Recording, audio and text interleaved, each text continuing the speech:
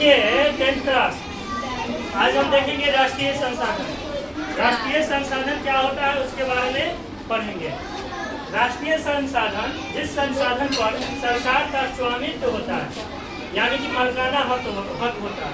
स्वामित्व माने का मालिकाना हक ही हमारा है, उसे हम राष्ट्रीय संसाधन कहते हैं। जैसे रेलवे, डाकघर, ठीक है, ये सब पर मालिकाना हक है, उसे हम क्या कहेंगे? राष्ट्रीय संसाधन। अब उसके बाद दूसरा टॉपिक है अंतर्राष्ट्रीय संसाधन।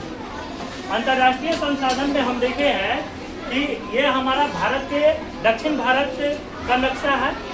दक्षिण भारत में ये आपका ओरिजिनल नक्शा है, ठीक है। और यहाँ से समुद्र किनारे, स्थल से जल, स्थल से कितना जल, कै किलोमीटर? 12 किलोमीटर। 12 किलोमीटर समुद्री मील कहा जाता है।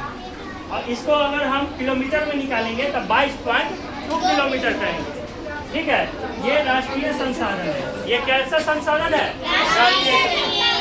और फिर यहाँ से 12 किलोमीटर के बाद 200 किलोमीटर, ये 200 मीटर में जब हम चलेंगे तो ये अपमार्जक आर्थिक क्षेत्र होगा, ठीक है, जो 200 समुद्री मील दूरी होता है।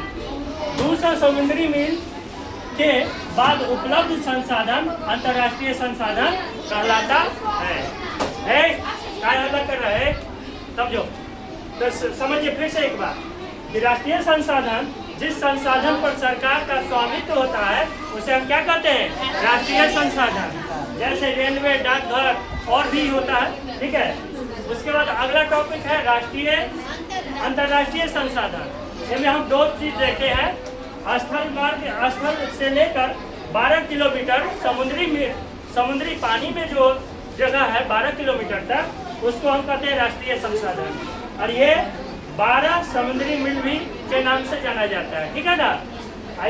इसको अगर किलोमीटर में बदलिएगा तो 22.2 किलोमीटर होगा।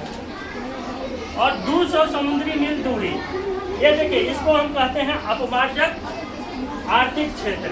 जैसे ये 12 किलोमीटर के बाद 200 बड़ा क्षेत्र भी, ये इसको अपमार्जक आर्थिक क्षेत्र कहा जाता है, ठीक है ना। 200 समुद्री मील के बाद उपलब्ध संसाधन अंतर्राष्ट्रीय संसाधन होता है। अंतर्राष्ट्रीय माने और भी देश के, ठीक है ना। चलो।